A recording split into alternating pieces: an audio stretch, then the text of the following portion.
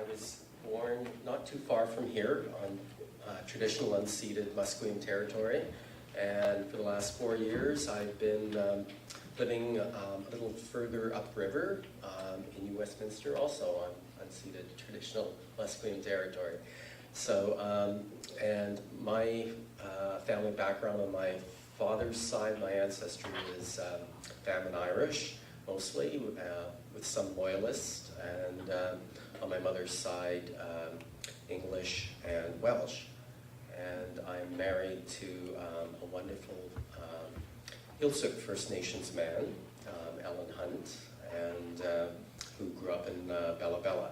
And if anyone is from there, they probably know his mother, Annie. She's the eldest person in the Hughes First Nation, 96 years old. She just celebrated her birthday on July 30th.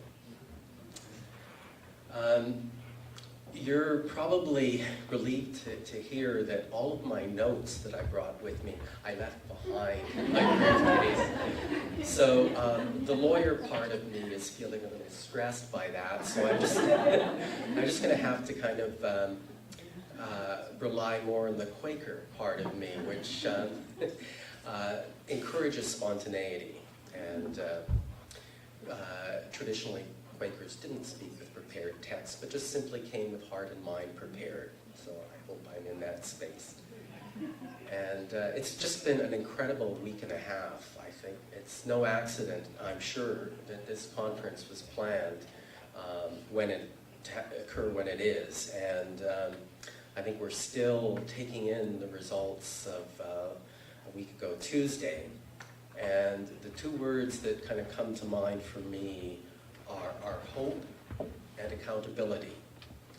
And I think that what was reflected in the election was a vote for change, and there has been, particularly on Indigenous human rights issues, there has been many promises made, and I think what our task now in groups like Kairos and other civil society organizations is to hold this government accountable to those promises to make sure that they are implemented.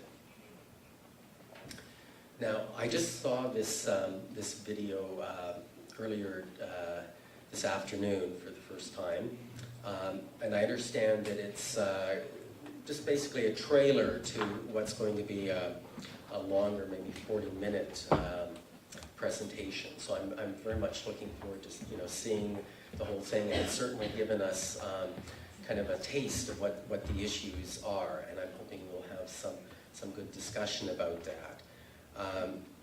Just with regard, I just wanted to give some background about the issue of free, prior, and informed consent, FPIC. It's a phrase that occurs explicitly in the United Nations Declaration on the Rights of Indigenous Peoples.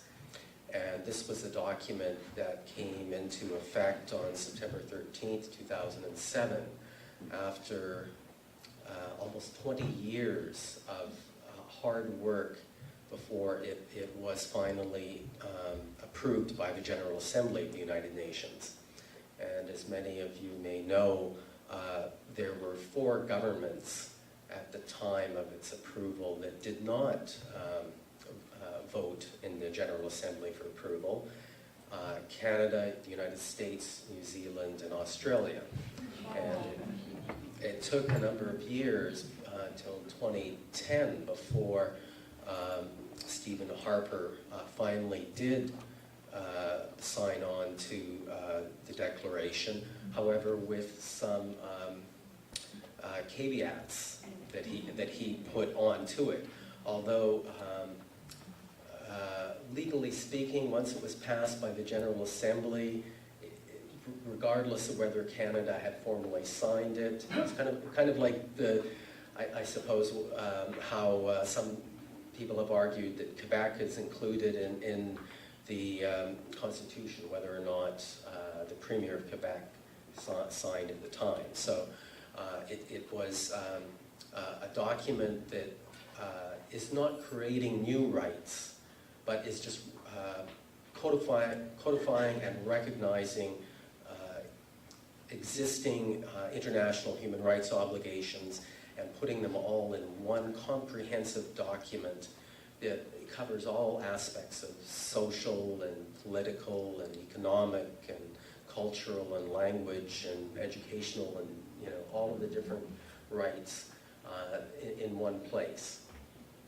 Now, there is, I'm just going to make two quotes. So it's a good thing, as I say, I don't have all my papers with me, so I'm just going to be limited to two quotes. One is from the UN Declaration on Article 32, which sets out that Indigenous peoples have the right to determine and develop priorities and strategies for the development or use of their lands or territories and other resources.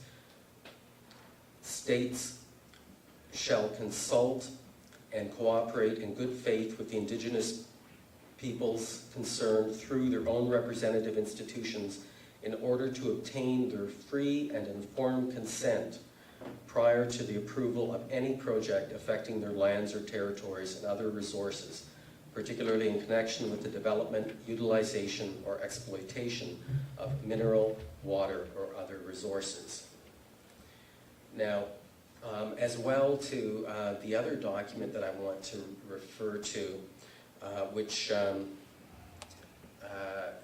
came out in June of this year after a 5-year process, was the Truth and Reconciliation's 94 calls to action. And I counted earlier today the number of times in those calls to action that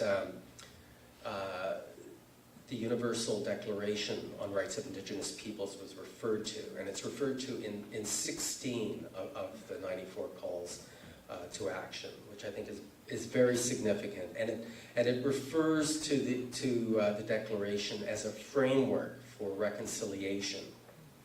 So there's great importance put on implementing the Declaration in Canada, which has not been done.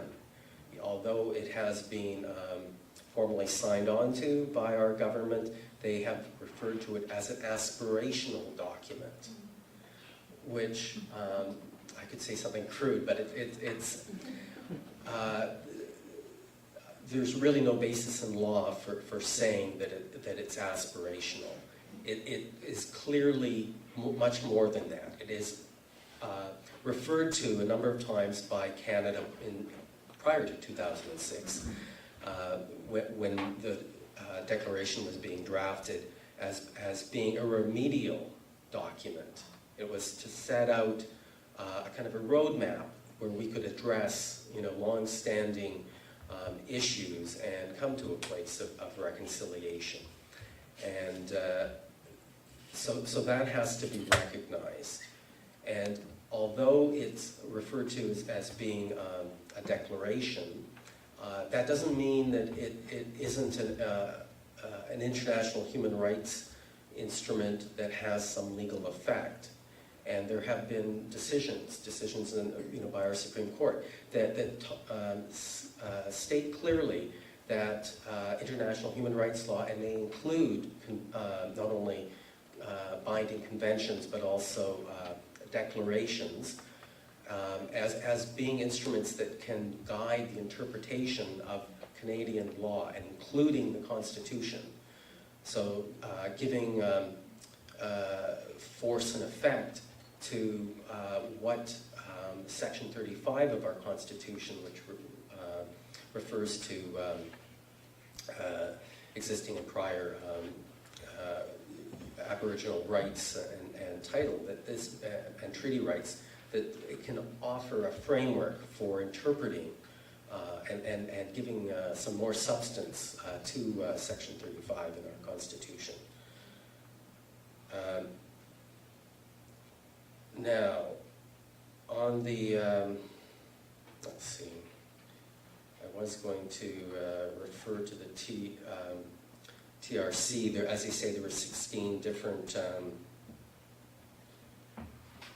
sections or calls to action that do refer to it.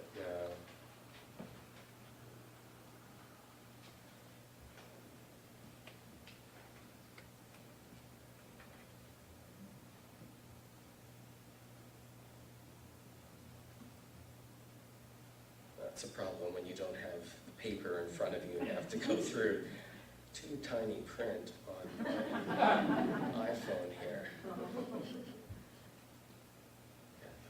Right one here. So it's under the section for business and reconciliation. And on call number 92, it's we call upon the corporate sector in Canada to adopt the United Nations Declaration on the Rights of Indigenous Peoples as a reconciliation framework and to apply its principles, norms, and standards to corporate policy and core operational activities involving Indigenous people and their lands and resources. This would include, but not be limited to, the following. 1. Commit to meaningful consultation, building respectful relationships, and obtaining the free, prior, and informed consent of Indigenous peoples before proceeding with economic development projects. And as well, of course, FPIC also, in the other 16 calls to action, there's similar obligations that are set on the governments in Canada, federal, provincial, and municipal. How does that bind the companies, like the mining companies that are in Ecuador and other places? Well, the UN Declaration, as you say, it applies, Canada's a signatory to it, and it's not just for domestic use. The Canadian government has an obligation to see that it's applied across the board, to Canadian corporations as well, whether they're operating in Canada or outside of Canada. Yeah, so the declaration does really apply in that situation, and should be used. Yeah. Following that, could the Canadian federal government hypothetically enact legislation requiring for example, all Canadian mining corporate entities operating anywhere in the world to be required by Canadian federal law to observe these protocols, no matter where they are in the world, if such corporate entities are headquartered here in Canada? Yes, I think if there was the political will to do that, and of course the political will only come if the people push forward. Yes, Carl. Yeah, the rider that the Harper government put on their signing on the declaration said that from the federal government's perspective, that the free, prior, informed consent of First Nations does not constitute a veto. Yes. And so following up on that, what does free, prior, and informed consent mean if it's not a veto? Right. Because there not only are there pipeline issues, which many of us agree with the Aboriginal people who want to prevent pipelines of fossil fuels going to the coast, but there are other possibilities that if they are considered to be independent nations, recognized by the United Nations or more importantly by the United States because they've got the big guns, then we would have a situation where it's very clear. Okay, there's Canada, and then there are these nations that are indigenous nations of this so-called territory of British Columbia. So how does that work out? I mean, is there going to be there was the Williams case, which took that forward a significant step, Right. in terms of saying, within their territory, they do have really a lot of power in terms of deciding what happens within their treaty lands. So which way would the government, the federal government, go if they got a clear no, for example, on Kinder Morgan or Enbridge pipelines or natural gas pipelines? Right.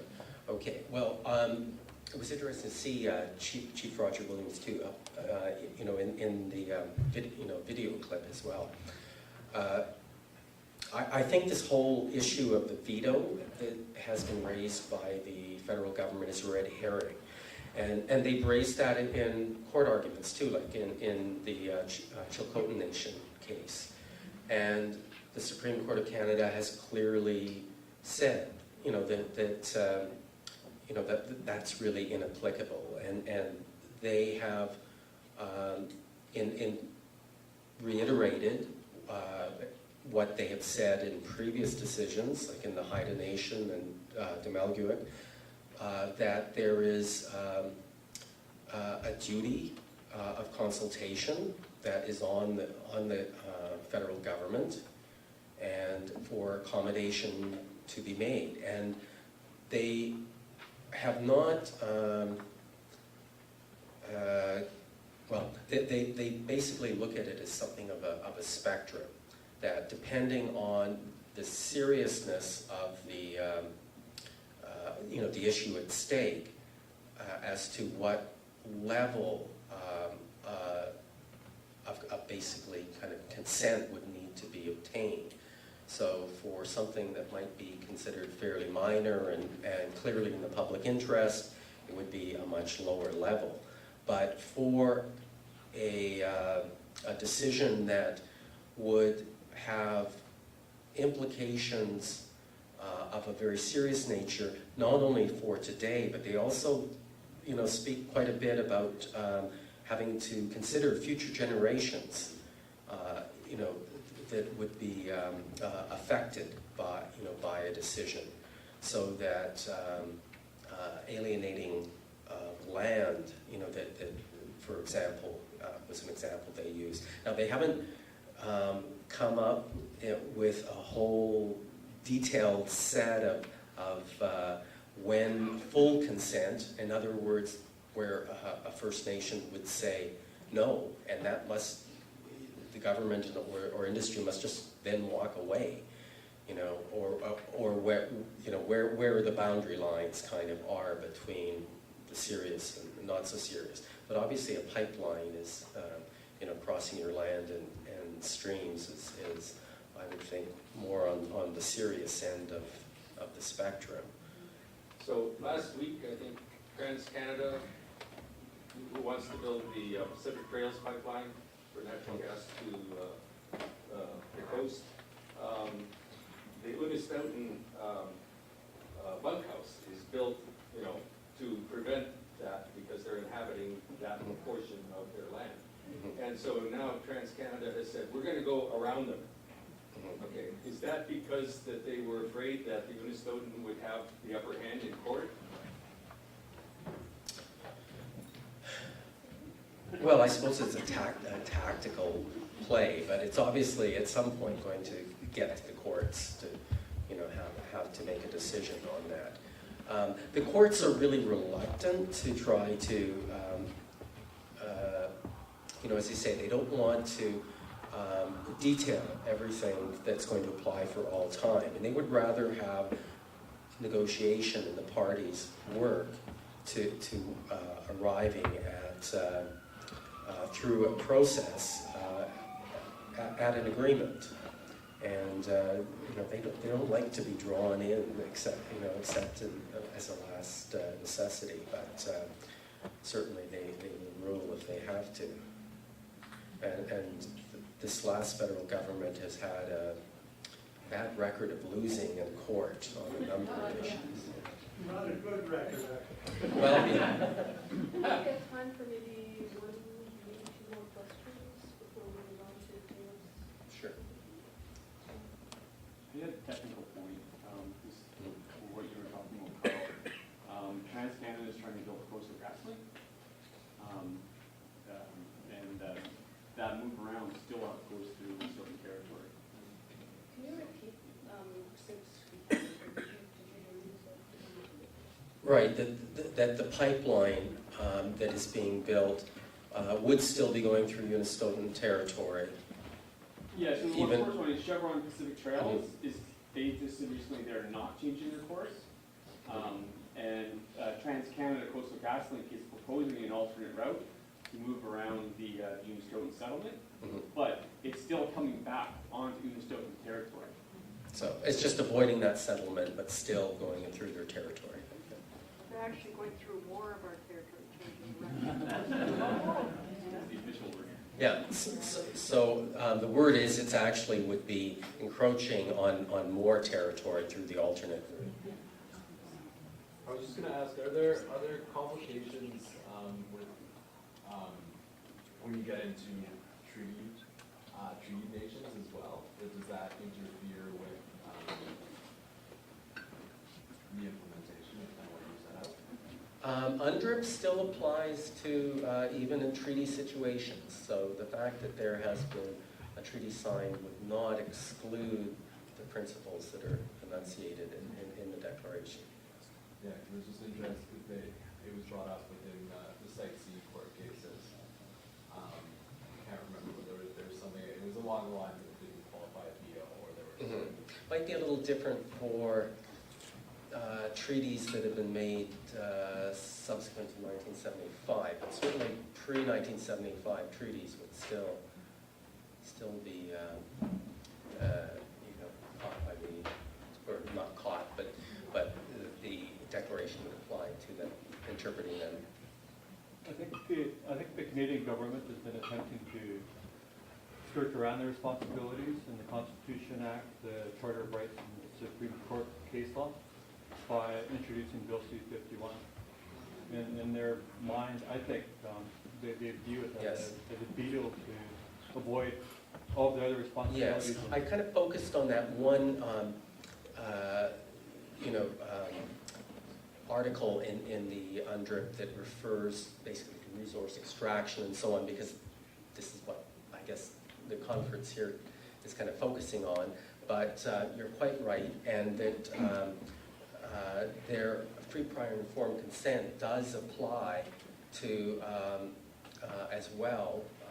And there's another article that refers to the duty to engage in FPIC when there is legislation that's being proposed that would have an impact on Indigenous peoples. So, and certainly C-51 with its broad provisions that were being used to stifle dissent by First Nations activists was a piece of legislation that should have been consulted on. I think that's probably. Yeah, good place to stop? Okay.